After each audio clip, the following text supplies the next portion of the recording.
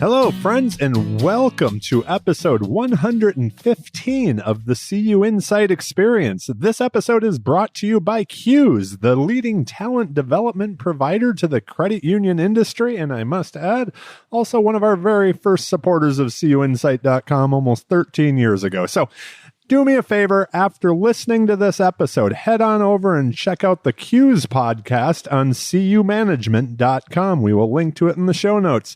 It's great content from thought leaders inside and outside of our credit union community. This is one that you just don't want to miss. My name is Randy Smith. I'm one of the co-founders of CUinsight.com, and I'm lucky enough to have conversations with the amazing people who make credit unions great, and I get to bring them all to you. I get to pick their brains and see if we can't find a few nuggets that we can all learn from. My guest on today's show is Lauren Culp. It's Lauren's second appearance on the podcast. I had her as a guest right after she took the reins of CUinsight.com as our CEO and publisher almost 2 years ago, and thought it would be a blast to have a conversation with her now that she has a little time and experience with us under her belt. I had an absolute blast with this conversation. Think about getting your first chance to lead an organization. You're setting your strategic plan, and a mere few months later, a global pandemic hits. I'll chime in with my own opinion here. She handled it like an experienced pro, and we are a much better organization because of it.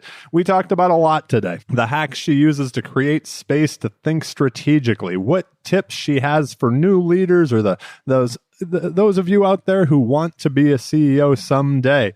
How to finesse the different personalities on your board. I happen to be one of those on her board.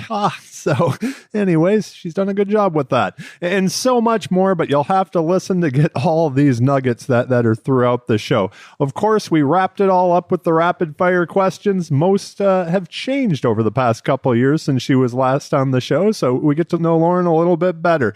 Without further ado, let me get out of the way. I give you my conversation with Lauren Culp. Enjoy. Lauren, welcome back to the show. Hello. Thanks for having me, Randy. It has been almost 2 years. So it sure has. What's happening?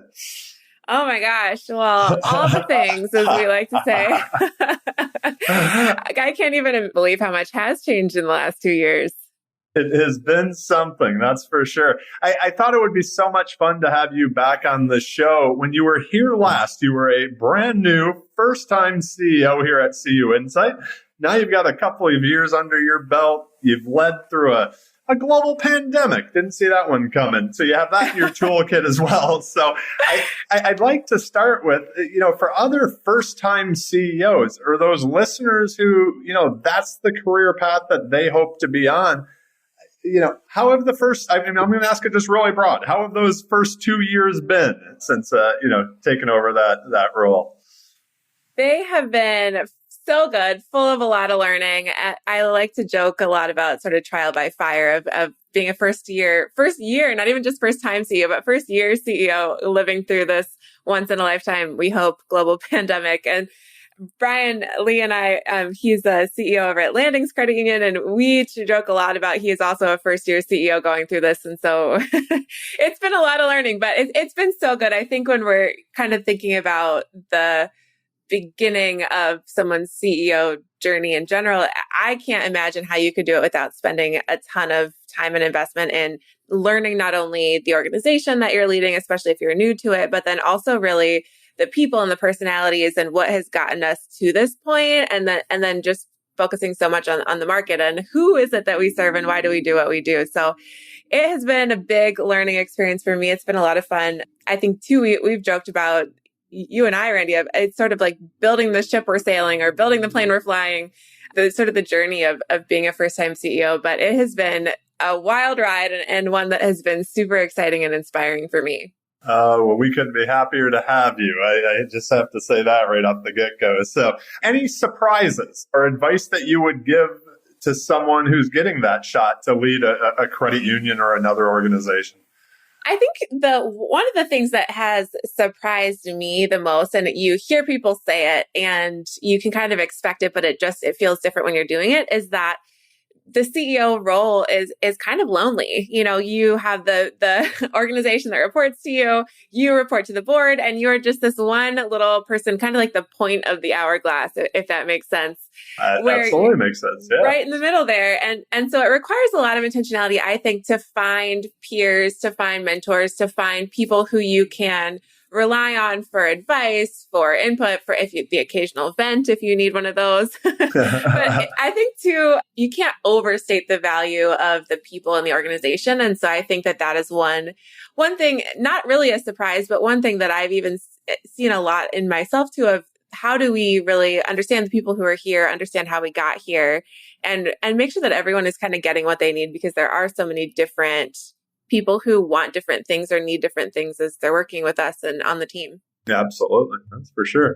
A topic that has come up quite a bit on the show over the last few years is the relationship with the board. You just kind of mentioned that hourglass. Yours may be a little bit different than some, since, your board's just us two founders, Dave and I, but any hacks that you've picked up in dealing with different personalities in that CEO board relationship over the last couple of years?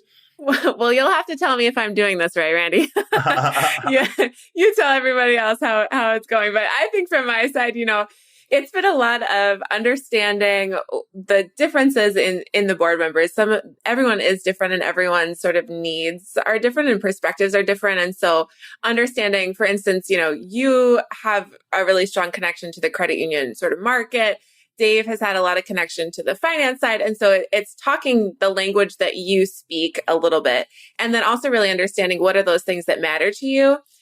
I think too, I would always say that the no surprises has been really helpful for me. I think we've always talked about, okay, this is coming up, whether it's a good thing or a bad thing, trying to be as transparent as you can.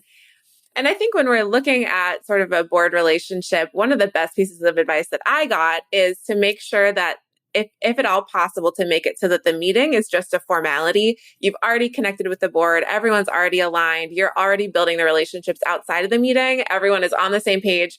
You have the meeting, you walk through the agenda, but really nobody is saying, oh my gosh, what is this thing out of left field? Or, you're not coming to the meeting and saying, now is the only moment that I have with my board, but it's really about keeping that connection going in between board meetings as well.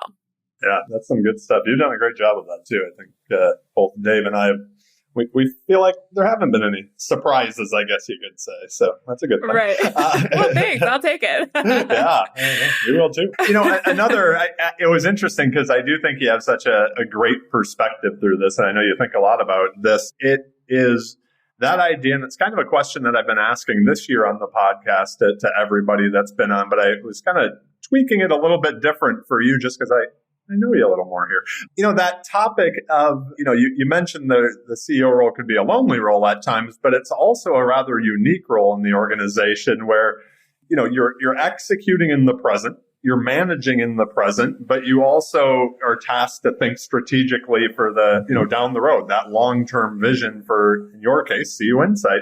I'm sure a lot of leaders over the past year and a half have felt like they were putting out fires and not really having that, let's just say the crystal ball was maybe a little foggy, so, how do you find that space to, get everything done and execute in the present moment, but also find time to think strategically and look long-term on the direction you want the ship to go?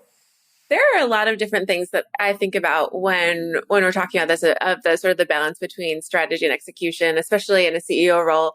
And it's going to be different, obviously, depending on the size of the organization. For us, it's really cyclical. We spend a lot more time on strategy sort of towards the summer. And then as we go into the fall and the end of the year, we're really looking more at the execution for the year ahead. But tactically, there are some things that have really helped. I think just even managing my schedule and really making sure that I'm owning that, it can be easy to sort of be at the whim of all of the meeting invites that you get in your inbox. But I've tried to really be dedicated to, if I can have a no meetings day, those really help, because then your brain has sort of the space to just flow without having to really think about, oh, I have to get ready for this call or that meeting or webinar. So that's one thing. Sometimes I'll stack my meetings too. So if I do have meetings in the day, if I can have them back to back and then have 4 hours free versus only having 30 minutes in between calls or something like that, just those chunks of time have been really helpful for me in really trying to find that space to be strategic instead of just being responsive. I'm also, I think too, when we think about the strategy piece, a lot of times for me, it happens when I'm not at work too. And so I think about sort of the phrase like work-life integration, even instead of work-life balance, where we think about you don't have to compartmentalize away your work, but you can kind of have work and life coexisting together.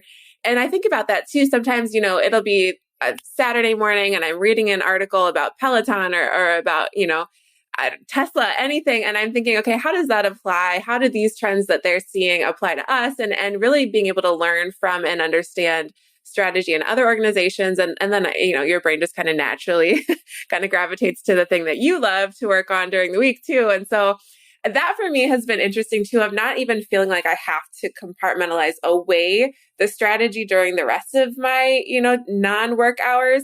I think a lot of times making that space to relax and rest and recover has a really positive impact on, later when I sit down to write a strategic plan with the board, it's a lot easier because all of those ideas have already been flowing.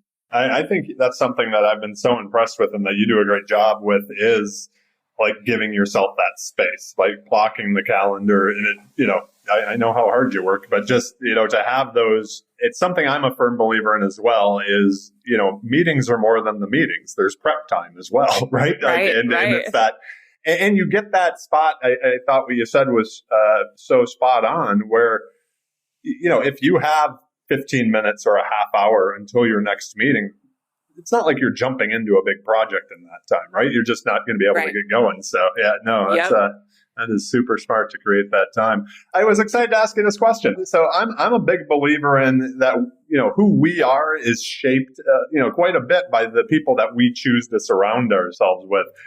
Who does Lauren surround herself with, and how have they helped you not only on your CEO journey, but your career journey overall? I love this question, Randy. And I think it's interesting because anybody who knows me has probably heard me use the word wolf pack or the phrase wolf pack. And I like to think of it that way. I would say I have been so fortunate to have this really great community of people in and out of the credit union industry who are just there's like kindred career spirits or like-minded people who I think are really dedicated to the work they do, dedicated to the mission of what they're doing.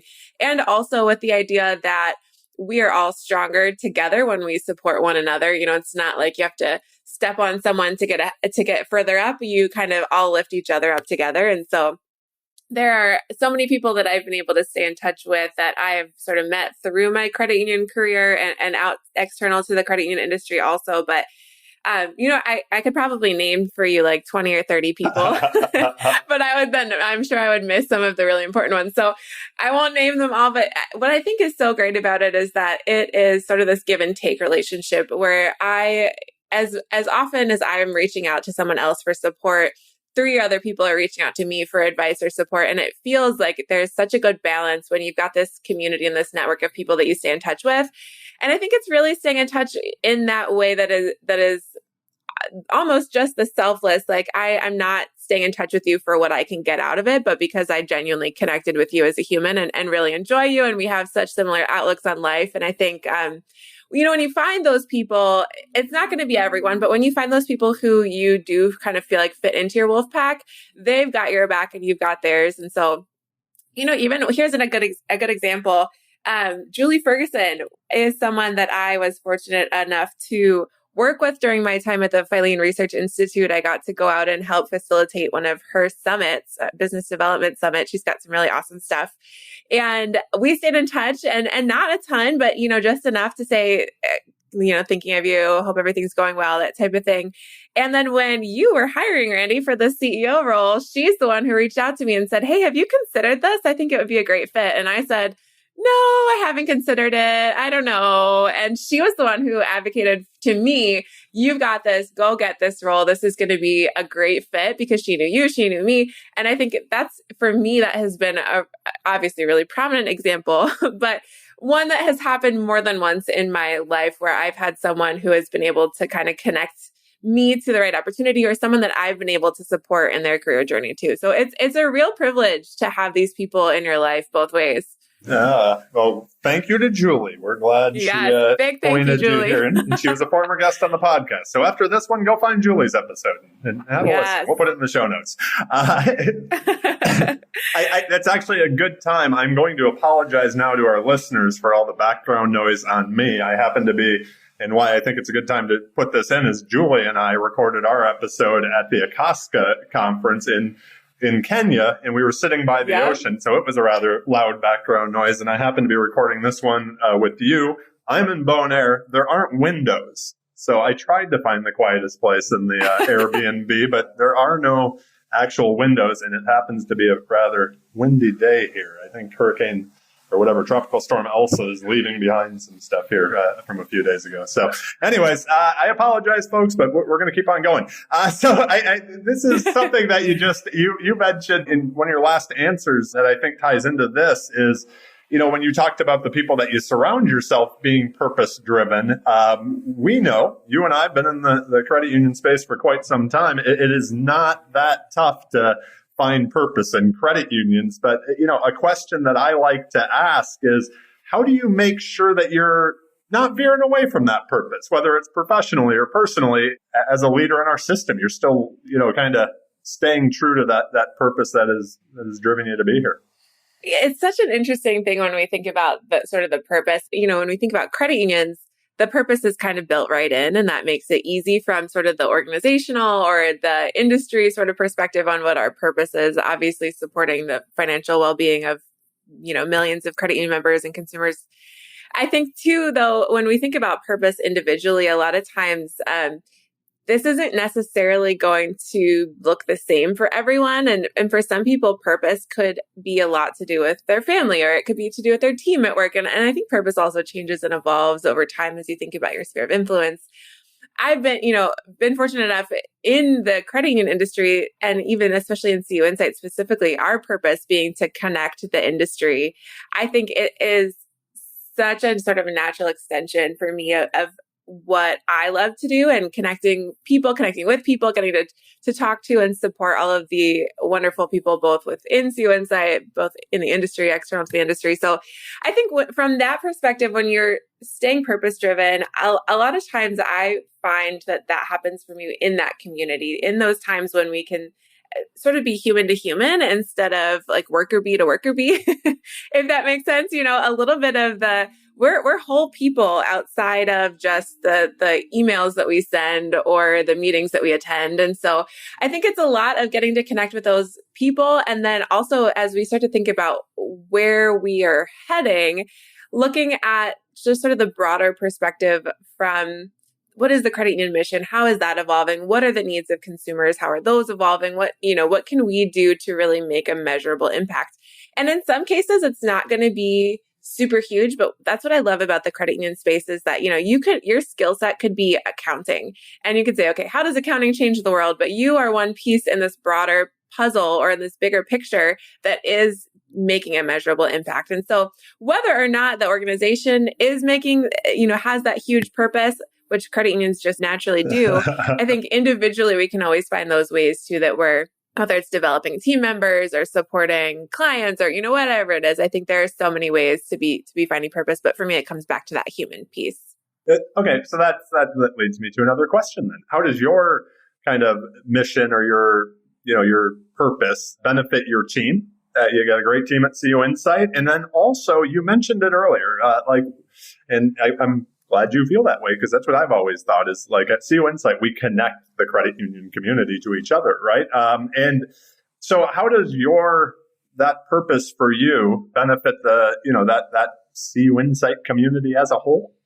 I think it's such a privilege to be able to even say that we're the ones who are connecting the credit union industry and are doing that. And so it's a lot of fun for me too. I think when we're getting to be, out on the road and connecting at conferences, which we haven't done a lot of yet, But also, that's one thing that we love, but also the digital side is so critical because we are living in this interconnected world. And, CUInsight, that was one of the things that first drew me to the organization, is that it's been digital its entire life. And so I think really recognizing the importance of being able to stay connected virtually, the purpose and mission, that I've brought with me of connecting with people, of being able to support them. I think from our team perspective, it's been really, really wonderful because there are, like you said, the CUInsight team is incredible. They work so hard and we have a lot of fun while we do it too. And I think it's been really awesome to be able to see the ways that the team has even grown. And a lot of them, it's been sort of the invitation to take on more, to think more strategically, to grow individually. And that's been a real privilege. There's so much talent on our team specifically. And so that's been a lot of fun. When we even look at the CUInsight community, I think it's sort of this interesting balance. You've got so many super smart people in the credit union space. And it's been a lot of fun to be able to reach out to some of them and say, hey, by the way, would you like to share your story, your insights, your wisdom? And so for me, it's been almost this mutual benefit, or definitely mutual benefit, but almost I feel like I'm learning more from them even than, and we do connect everybody together. But I think I feel like I have a good end of the deal here. I understand that. I have to tell you, and you've heard me say this, and I think the rest of the team has as well.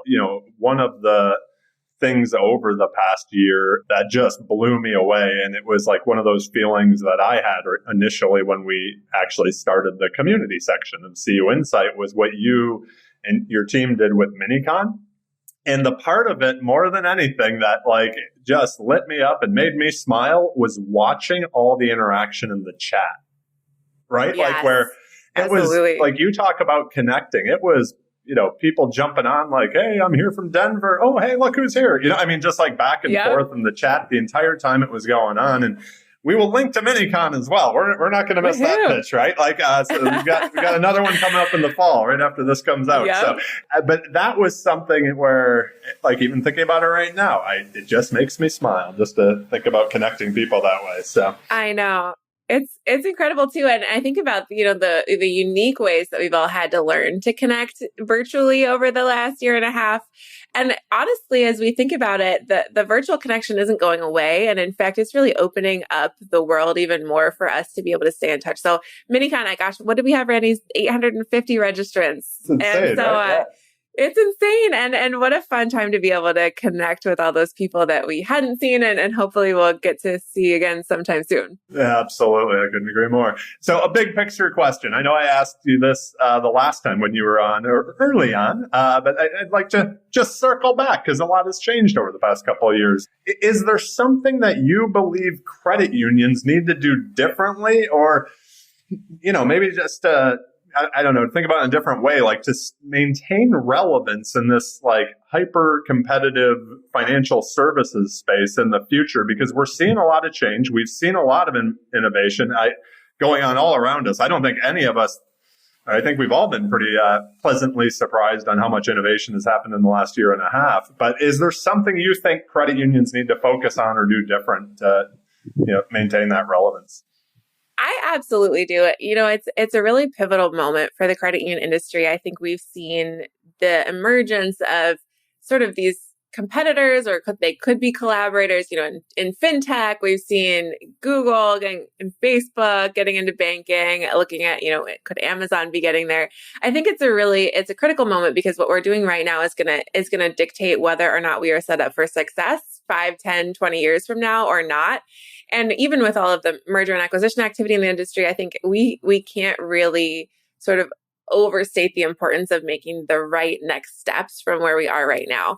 And I think what I would say the number one thing that I would imagine to be the case right now is that digital experience that credit unions are typically, and not all of them, but typically a little bit behind on. And what we're seeing is that consumers are equating good member service, which we've always sort of said as credit unions, this is what we have, this is our identity, is being that great service. Consumers are equating good service with a good digital experience, especially because they're not going to branches all the time. They're not really seeing people in person. And so what do they have to to measure, it is how easy is it to do business with us, and how much have they anticipated my needs. You and I, Randy, have talked about this a lot too. It's sometimes people can't tell you what they want. You have to tell them what they want. And so how can we identify those problems as credit unions? How can we identify those problems for consumers and kind of tell them what they want before they knew it? I mean, if I had been asked 15 years ago, what kind of phone would I want? I would have just said like a cooler Razor flip phone. Right. I wouldn't have said an iPhone, but now I'll probably never give it up. And so, until somebody tells me the next type of phone that I should have wanted. And so it's that type of thing. People wouldn't have said that they wanted an automobile. They would have said a faster horse, that old saying. And so as credit unions, our consumers, our members can't always tell us what they're looking for, but we see those trends in how they behave, how they engage with the world. And sometimes you have to ignore what people are saying they want in favor of the actual actions that they're taking. One example that I always like to think of is when, a member might say that they really care about those businesses that do good in the world or that are sustainable or whatever it is. But when it comes down to it, are they going to go with the better deal for themselves? Almost in every case they would. And, so it's that sort of thing where it's like people say one thing because we have this idea of ourselves, but the actual actions that we take are maybe different. So from a consumer decision-making, behavioral economics standpoint, I think it's really important to realize that our members can't always articulate what it is they want. But digital experience is one of those big things. I couldn't agree more. I'd like to pivot a little bit here and let people get to know you a little bit better.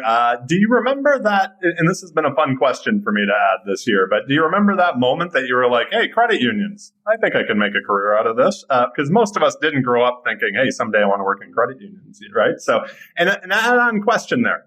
What did a young Lauren want to be when she was growing up? I'll start with the add-on question.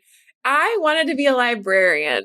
Awesome. And I know I spent a lot of summers at the library and it just looked so cool to be able to scan books and stamp them with their stamp. And so that was what I wanted. But in between like president or teacher, librarian was definitely in there. So that's fantastic. I think, credit unions, you're right. None of us really seem to have meant to end up here, but once we're here, it's hard to leave. I think for me, I started working at a credit union in college. The only reason was because they had tuition reimbursement and I was going to school and I thought if I don't have to pay for 1 or 2 classes a year, that sounds pretty great.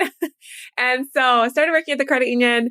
For me, it was a smaller credit union, really, really awesome. True North Federal Credit Union in Juneau, Alaska. And, gosh, I also have to give a shout out to Lauren McVeigh, the CEO there. She's incredible, such a great leader. And so I was working there and I got to sort of get my feet wet, I think is the, the phrase I'm going for, but get my hands into a bunch of different projects and test out the waters in some different areas. It was super interesting to be able to see the marketing side, the lending side, the operational side. And even though I wasn't in all of those roles, but to be able to, in a small credit union, wear all those hats.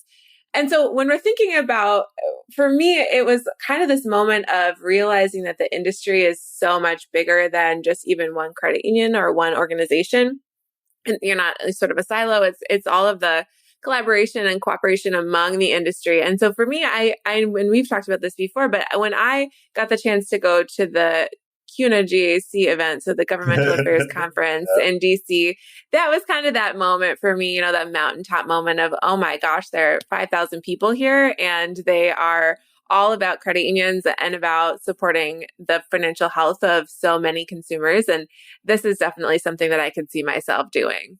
That's fantastic. So taking a step back here a couple of years, you mentioned Julie said you'd be great at this, but what was your inspiration to become the CEO and publisher of CUInsight.com? And then I would ask you this, has the inspiration changed at all now that you have a couple of years on the job? Yeah. Well, gosh, CUInsight has always been on my radar as forward thinking, and we're just really unique in the industry in the ways that CUInsight has connected the industry, the way that it's sort of within and of the credit union space. It's not this sort of external trade publication, not even a unique trade. It's not even a normal trade publication in the ways that it operates. It's really, really unique in giving that voice to so many of the thought leaders and experts in the credit union space. But I just thought, for me, the inspiration is to be able to be a part of the team that helps to do this and digitally, speaking of digital experience, to do this really great job of connecting people digitally and looking at the ways that we could grow and pivot and expand. And so for me, it's been a lot of, I've followed organizations like the Skim or Morning Brew and all of these really cool, forward-thinking, unique, evolving media companies. And I think to be able to be a part of that at CUInsight and to help drive some of this innovation towards what is it, how do people want to connect? It's not the way that it always has been. I don't get a newspaper delivered to my house, but I still stay connected. And, how do we look at what the next generation is of the ways that people want to connect with each other, with news, with, all of the different people in the industry. So for me, it was hard to pass up the chance, impossible, in fact, pass up the chance to be able to be on the team at CUInsight, plus working with you and Dave and everybody here has just been a blast. And then as sort of the last couple of years have gone, I definitely think the inspiration has changed and evolved. Now I find myself constantly inspired by the way that our team has worked together to build new things and move in new directions. They've responded so quickly, for instance, to be able to build the whole mini conference series that we've got, the Minicon series. That happened so fast and everyone was on board and working so hard and brought so many different skill sets to the table. So I can't even overstate how inspiring I found that. And as we're testing new ideas and everyone's thinking strategically, and it really seems that the entire team is so engaged and so committed to the work that we do. So now I'm inspired by the team. I'm inspired by what we can build together. And I think, as Randy, you and I and Dave have worked together and the team has worked together, it's been really fun to see all of the new ideas and the visions that we have, some of which have come to life, some of which are going to come to life. And whether or not they're successful, I think the process of building and testing and iterating on those is so fun and so inspiring. And truly coming back to that purpose has such a measurable impact on what we as an industry can accomplish. I have to swallow my ego a little bit here, but doing that, I feel very happy about it, to give you and John and Robbie and Courtney and Linda so much credit on this. When you talked about turning around Minicon so quickly and launching it, I remember you asked everybody if they thought we should do it last November or wait till 2021 to do the first one. And you and everyone on your team said, we've got this. Let's do it in November. And I was the only one who was like, I think we need to wait till next year. That's too big of a lift. And you guys crushed it. I mean, you absolutely crushed it. So it was like, yep, I'm wrong. All right, I'm just going to get out of the way over here. So I fully admit it. But yeah, that was, when you say turning it around, I'm not even sure it was more than a month to turn that first one around. It was crazy. It was awesome. Well done, They did everyone. such a great job. Yeah, well done, team. Golf clap over here. So let's stick with the team here for a second. Is there something that the crew at CUInsight has heard you say so many times? They just on a Zoom, you see them going, we know Lauren, and they can finish your sentence. It's funny. I feel like this also kind of came up in the last one. I feel like what I do so often is ask for input and collaboration from the team. So probably what they hear from me the most often is they'll bring something to me, or we'll be talking about something and I'll just say, what do you think we should do? And that is something for me that has been so insightful, because a lot of times what they think is so full of this different perspective and insight that I never would have thought of. And then we end up doing exactly what they had. And if I speak first, sometimes I'm swaying the conversation. And so I always want to hear what they think. They're the ones who are the experts in their roles and in CUInsight. And so that input and collaboration has been probably the number one thing. So what do you think we should do? And then, at some point as a leader too, you have to be willing to be the one who is responsible for the decision. At the end of the day, it stops with me, and the buck stops here. And so at the same time, I think it's being able to support the people in making those decisions that they think are right. And then we can kind of learn together through that process. I have to say, just if I ever get on the phone with you and you don't say all the things when I ask what's up, that I would be scared. That's the one that I fully expect. So, be like, what's wrong, Lauren? What happened? So, anyways, I love that. Is there a myth about being a great leader that you think is dead wrong? Maybe that saying that just makes your skin crawl and you wish you never heard again. Absolutely. I think we have all these preconceived notions of what a good leader looks like. If we said leader, some of us might have the tendency to think of that person as a male, for instance, or, even down to the way that typically men are more likely to be called visionary and women are way less likely to be called visionary, but it's not anything to do with actual leadership ability. And so I think that biggest thing that makes my skin crawl, if you talk about it that way, is just the phrase natural born leader. I don't think there's any such thing. And to be totally honest with you, if someone is sort of applauded as a natural born leader, I think a lot of times it's easy to develop an ego and to stop with the curiosity and the intentionality and the hard work that comes with being a leader. And so I think truly anyone can lead. Anyone who is willing to put in the work and the effort and sort of check their ego at the door can do it. And so I don't think that there's any sort of natural bornness to it. It is really how hard are we willing to work? How much are we able to support the people around us? And really to be the one who is going to say, you know what, this role is hard. It is a lot of work. It can be thankless, but at the end of the day, someone's going to do it. And that someone is going to be me. And so I think anyone can be a leader. It just takes the dedication to want to be a good one. Absolutely true. And the opportunity. All right. So, outside, you mentioned this earlier, work-life integration, kind of some of that strategic thinking you do on that Saturday morning. But outside of credit unions, what do you do to recharge? Well, my pretty much every day I would start with some coffee, quite a bit of coffee, actually. That helps me recharge or refuel. But I'm super active, and I think the physical activity has been a big support in terms of my overall well-being and overall health. I think I can't overstate how much better I feel and how much happier as a person I am when I'm able to be active. So I did pick up my Peloton in March of last year. So I've got some good Peloton classes in. I play a lot of volleyball. Madison has a lot of sand volleyball too, hiking, paddleboarding, pretty much anything like that. So that for me has been huge. And it's funny, I had a knee injury a couple of years ago. And I think all of my colleagues at the time could kind of tell the mood impact. I just was a little bit more stressed and high strung when I couldn't exercise as much as I was used to. And so I'm just a much happier, nicer person when I can do that. And even with the work-life integration that we talk about, sometimes I remember we would be at a conference or something like that, and a couple of credit union folks and I would sneak away for a spinning class somewhere or something like that, where, you got a lunch break, go get a workout in and come back. And so for me, that has been something that has been really critical to helping me recharge. That's awesome. So it wouldn't be the CUInsight Experience without some rapid fire questions. And the questions are rapid, but your answers still don't have to be. And they're a little bit different since the last time you were on the show. So is there something that you said no to that you're sure glad you did?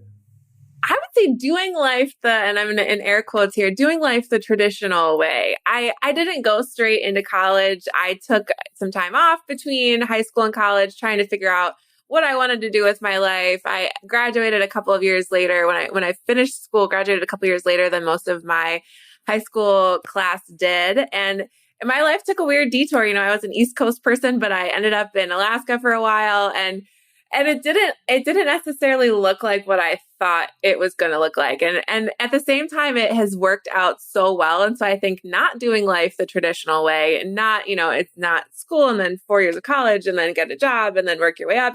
For me, it has been sort of this roundabout journey that has been all about putting one foot in front of the other, working really hard and approaching the world with sort of this open mindset of where can I make a difference and how can I grow here? And what is the next step, even though maybe this isn't what most people do. And so I found that sometimes that path that's sort of less traveled is the one that gets you to the cool, different places that nobody's been before. I love that. You're speaking to my heart. That's awesome. So you mentioned the Peloton last March. Yeah. Has there been that recent purchase that you can't imagine living without now that maybe you didn't know you needed? Yeah, well, definitely the Peloton. I mean, talk about changing consumer preferences. I never thought, I was a big spinning class attendee, but I never thought I would want to work out alone. For me, it was all about the community of working out. And now I can't imagine life without it. I will never probably go back to a spinning class as long as I'm in my hometown, because it's just so much more convenient to ride the Peloton. But one of the other things that for me has been an espresso machine. So that's Nespresso with an N. Oh, okay. I have had one for a long time. and then just upgraded to one that does not only espresso, but also coffee drinks, and you can make iced coffee with it. And so that is my new obsession, especially working from home. It saves you money from running to Starbucks too over time. It does. I'm telling you. It definitely does. Jill and I have been, we bought an espresso machine. I think it was our first purchase, like joint purchase for the house, right? And it's been, we miss it when we travel. So you mentioned your path after high school and, taking some time going out to Alaska. What were you like in high school? And did you get in any memorable trouble you want to share with us? Well, honestly, Randy, I was kind of an embarrassingly high achiever in high school. I did my homework and all of that. I know, right? But actually, one of my most memorable trouble experiences was in third grade, and it just sticks out in my head. I think I said earlier, I mentioned briefly, I had wanted to be a teacher. Sometimes I would pretend to be a teacher as a kid. And I stole some chalk from my classroom because I wanted to use it on my bedroom walls and pretend that I was teaching. And I just remember my mom was like, how did you get this brand new piece of chalk? I guess this is back in the age of chalkboards. So anyone born, after 19 whatever is not going to really know that feeling. But so my mom was like, where did you get this? And she made me apologize. But my teacher actually brought over a whole bunch of chalk after I apologized, and I got to take it all home and continue being my little teacher self. And so that was my super nerdy, super embarrassing, my only type of trouble experiences were being too type A, maybe. She wanted to teach at home. So funny. I know. All right. So let's bring back the other career path you were thinking on, the librarian in you. What are you reading currently? And is there a book that you think every first-time CEO should read? The book every first-time CEO should read, I recommended it to several myself, is the HBR, so Harvard Business Review book, The First 90 Days. The start of your CEO career is so important in setting the tone and the expectations that your team and your organization have for the rest of your career. And so those first 3 months are really critical. The book has a lot of checklists in it of what you can do and what to know, and you can use it sort of as a workbook or a kind of a guide. If there was a map for how to be a CEO, I think that's a great place to start. For me, what I'm reading right now, I'm super excited. It's a book, one of the newer books from Melina Palmer called What Your Customer Wants and Can't Tell You. And so it's about unlocking consumer decisions with the science of behavioral economics. I actually have it on my desk right now. So What Your Customer Wants and Can't Tell You, Melina, was super, super inspiring. And I just love reading her stuff. Hey, she is another former guest on the show. So after Julie, go listen to Melina's after this. So, good stuff there. The random question, what's your go-to playlist or station that you're listening to currently? All right. So I'm glad you asked this question instead of the album question, because I had never listened to an album all the way to the end anymore. But what my go-to right now is actually Louis Capaldi's Spotify Radio. And so Louis Capaldi, just singer-songwriter, but I love his voice. He has some really, really great stuff. And then the radio for his sort of style is a really good one on Spotify. So go check it out. I will have to. I love the radio stations, right? That are based around an artist, because they do a great job. One, then you'll probably like these other ones. So yeah. And then you discover all these people that you never knew. So there's the question that I don't send guests, but you know it because you've been on before. I wanted to see if maybe it's changed or if there's somebody else. So who's that first person that comes to mind when you hear the word success? I think the last time we did this question, I think I said Michelle Obama, and my person this time is different. A second shout out for her though. Julie Ferguson is kind of really inspiring me right now, especially Awesome. She's living part-time in Italy. And so I've been watching her adventures on Instagram. And what I love about it kind of going back to that idea of living life differently or not taking the traditional approach to life, finding those paths less traveled that take you to those cool places nobody knew existed. For Julie, what I love, gosh, Julie, I hope you're listening to this. What I love is just the way, and Randy, you and Jill in your life has been a lot of this intentionality too, of maybe finding those things that make you a happy, whole human outside of work, and how can you integrate work into that? And so seeing her being able to sort of live that dream of gallivanting around Italy and in Europe, but then also being able to support the credit union industry with the awesome work that she does in terms of biz dev. I think that has been super inspiring when you think about success. It's not just getting to the top, but it's also having the life that you love. Absolutely. We'll have to link to Julie's Instagram account, Trip Around the Heel, so everybody can follow along. It is a fun follow. It'll make you jealous, I'll tell you that. It's a beautiful thing. So, well, thank you again, Lauren, for being back on the show. It was so much fun. I knew it would be. My last question for you. Any final thoughts or asks that you have of our listeners today? My big one is don't ever be afraid to challenge the status quo. And especially as credit unions right now, we have to be evolving and being different. But even beyond that, we'd love to stay connected with you. If you are listening to this, come find us at CUInsight. We've got an email that goes out. We're on social media. I'm on social media. So stay connected, stay in touch, and check out Minicon too. We'd love to have you join the event. Maybe we'll get up to 1,000 registrants here. That would be fun. We hope to see everybody this fall for sure. Well, thank you again, boss. I greatly appreciate you taking the time today. We will link to everything we talked about in the show notes.